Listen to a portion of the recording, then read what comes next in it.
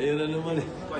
I'm saying, the message of the President is, imbis na mamintas kayo, tumulong na lang kayo. Because this problem will never stop. And the only way you will fail is with crucial. There's no such thing as failure. So in an operational sense, how can the DPF help? Talagang direct operation? Hindi naman. Interagency committee. I already told you, prevention, rehabilitation, enforcement, prosecution, international linkage, alternative development. Those are the things that are being handled by the interagency.